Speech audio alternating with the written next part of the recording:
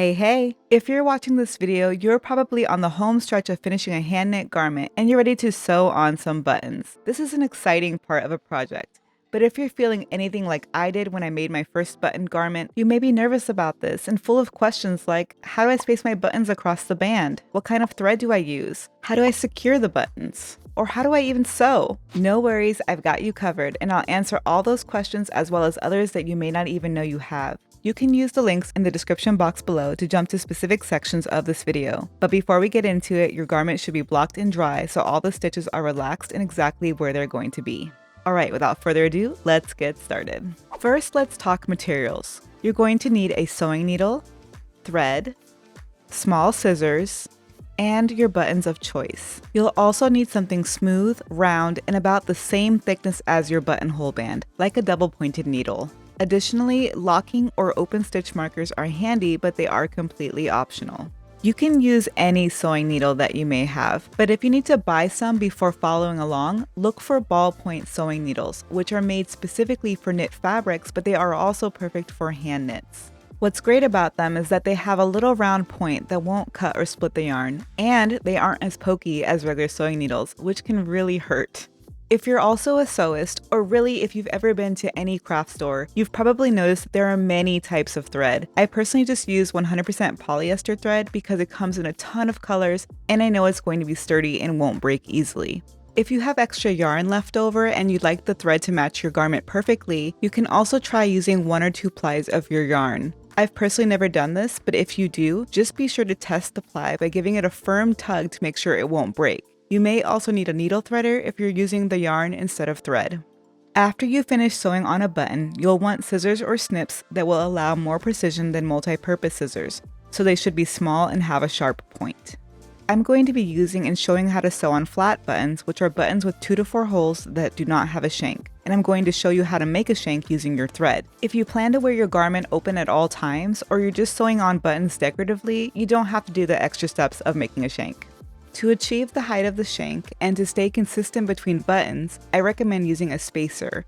I'll be using a US 1 or 2.25mm double-pointed needle, which is about the same thickness as my button band knit with DK weight yarn, but you may need to experiment with what works best for the thickness of your individual fabric. Basically, our goal is to give the button band room to fit underneath the buttons comfortably. You can get creative with what you use as a spacer. Just make sure it's round, smooth, and doesn't have any ends or stoppers that are larger than the shaft. Now let's go over button placement. I've already sewn on a few buttons and I'm not sure if it's very obvious in the video, but they are just slightly off center and closer to the main cardigan fabric. Some knitters may prefer sewing them even closer to the pickup row than this. Whatever your preference ends up being, this should be done on purpose because the closer your buttons are to the outer edge of the band, the more the bands will pull apart and not overlap fully. So of course we want to avoid that. Now, as far as spacing the buttons along the width of the band goes, you can eyeball that by lining up your bands to match the ribbing and see where along the ribbing the buttons should be in correlation to the buttonholes. But what I recommend for the most accuracy is using your pattern instructions for the buttonhole band as a map for placing the buttons on the button band. So, for example, for this button band, I worked a setup row, and then 4 rows in rib, and then I worked my buttonholes on the following row. So for each of the buttons I have sewn on or marked so far, I counted up 5 rows from the pickup. Now, if you were keeping count of the rows I worked and you're thinking, hey, that math is not adding up, I counted up 5 instead of 6 rows, again to ensure my buttons will be just a bit closer to the main fabric. So that's how you determine and stay consistent in the vertical line that your buttons will be placed along. Then I'll figure out where along that vertical line each button should be. These 5 stitches were worked plain, then I had a 2-stitch buttonhole, followed by a number of stitches in between, and then another 2-stitch buttonhole, and so on and so forth. So obviously I've already done the spacing in the lower half of my cardigan, but now I'm going to work my way backward from the neckline to show you this process in action. So using my pattern as a reference, my buttonhole band ended with 5 stitches, and a buttonhole was worked over these 2 stitches. So I'm going to mark the center of those 2 stitches with a locking stitch marker. To find the center, think about the number of stitches that you bound off for your buttonhole. If you think of a stitch, which looks like a V, as having 2 legs, then a 2-stitch buttonhole, like mine, would have a total of 4 legs. So you'll grab 1 leg of each stitch on either side of the center line. If your buttonhole was worked over an odd number of stitches, like 3 or 5, you'll mark both legs of the centermost stitch. I hope you're still with me. So now I'm going to count up 5 rows. And then I'll place my marker on the 2 centermost legs, just like that. Again, because my buttonhole was worked over these 2 stitches on the other band, marking these 2 legs will ensure my button is center aligned with the corresponding buttonhole. Now my pattern had me work 6 stitches in between this buttonhole and the next, so I'll count 2, 4, 6, which places me in this column of stitches for the next buttonhole. So I'm going to grab another locking marker and then count up 5 rows.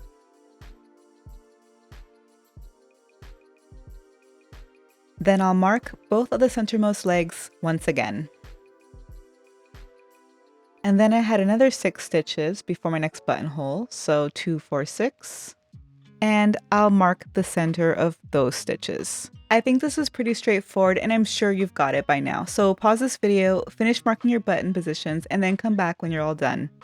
Let's get ready to do some sewing. Go ahead and wind off a length of thread about 24 inches or 60 centimeters long. Thread it through the eye of your sewing needle and then double it so the ends are together. Now I'm going to show you a super cool trick for tying a knot. Hold your sewing needle in your dominant hand like this, and then take the tails and hold them toward the eye of the needle, so you're making a circle with your thread and your needle. Pinch the needle and thread together, and then take the threads and wrap them around the needle 3 or 4 times. Now pull the wraps under your thumb to pinch the wraps together with the needle, and with your free fingers, pull the sewing needle away in the opposite direction until you reach the end. And there is a perfect little knot. Let's go ahead and clip the ends close to the knot. Here's what it should be looking like. And then let's test it to make sure it's nice and secure. As you can see, this knot is not going anywhere. Once you've got your needle threaded, you are ready to attach a button. But right off the bat, we're presented with a little problem. You can't just run your sewing needle from the wrong side to the right side like you would with other fabrics, because knitted fabric is fairly open and the thread would just go right through. So the first step is securing the thread to the fabric at the position of the button. And here is where these stitch markers are going to come in really handy. If you chose not to place any markers earlier, you'll need to find the stitches over which you work the buttonholes on the other side, and then focus in on the centermost legs or strands, making sure you are working from the same row for each button you sew. Alright, to begin, insert your sewing needle under the 2 legs that you marked or focused in on and draw the thread through until about an inch or 2 or 2.5 to 5 centimeters remains. And look at that, the end popped right up for me. Now take your needle and insert it between the 2 threads of the knot end. And once again, pull the thread through until the knot is snug against the fabric. Again, this will ensure that our button has a secure foundation. I'm going to remove this marker so we can see it better. And then look at that, this thread is not going to come through the fabric and our button is not going anywhere. So go ahead and grab a button, and before you place it on the fabric, pay attention to if your buttons are directional so you can make sure they are positioned the way you want them. I want the little flower bouquets on mine to point upward. Now insert your needle through one of the holes from the back to the front, pull it through the button, and then center the button over the same stitches you had marked. And then grab your spacer. And this may be kind of fiddly at first. You may find that something shorter would work better, or maybe even that putting the spacer under the button is less awkward for you. But I'm going to hold it in place between the 2 holes on top of my button, just like this. And then I'm going to scooch my sweater a little bit to make this easier to show you and to hold the double pointed needle more comfortably.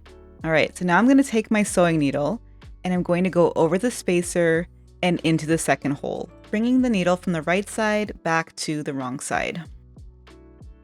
Go ahead and give it a good tug. And then insert the needle again into the first hole, from the wrong side to the right side. And then back down through the second hole, from the right side to the wrong side. And I do this about 4 times, but that number is completely arbitrary. You can do this however many times you like. Just keep that spacer in place until you're done. Alright, this is my final pass through. And now that the spacer is nice and secure to the button, we can remove it. Now let's take a look at this. The wrong side looks nice and clean, and there's really nothing special about it. But the right side is where the spacer did its magic and made the room that we need for our buttonhole band. You can see the button is not tight to the fabric, and that's exactly what we want. Now we're going to bring the needle back to the right side, and you'll want to be very careful here not to yank on the thread so you don't pull the button flat to the fabric now that you've removed the spacer. Go ahead and poke the needle through close to the threads, and then gently pull it through. And now we're going to wrap the working thread around the threads connecting the button to the band to create our shank. You'll want to make sure to wrap the thread tightly so the shank is nice and rigid. And I do this about 10 times, which is another arbitrary number, but I like to keep numbers like this in mind so I stay consistent.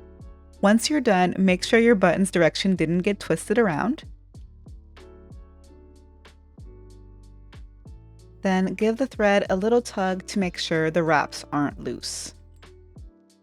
And then take your needle and insert it into the shank that you just made 2 or 3 times.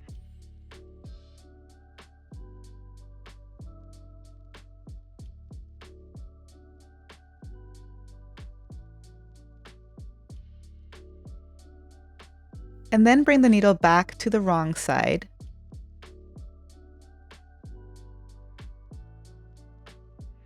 And run it through the threads here a few times, just to create a few small knots.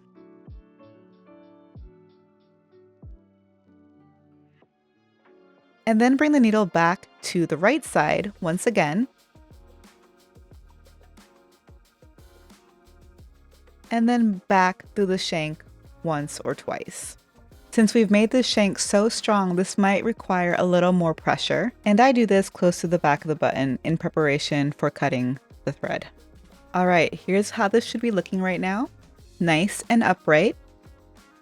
And at this point, you could just cut your thread close to the shank, but I like to tie 2 or 3 knots for a little added security, so I'm going to cut the thread close to the needle.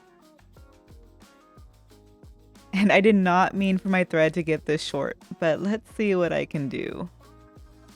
I almost always have way too much thread left over, so this is fun.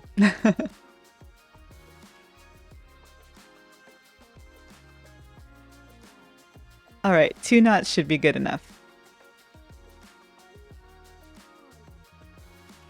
So now I'm going to cut the thread really close to the underside of the button. And this is where sharp, precise scissors become a necessity because you wouldn't want to clip your knitting on accident.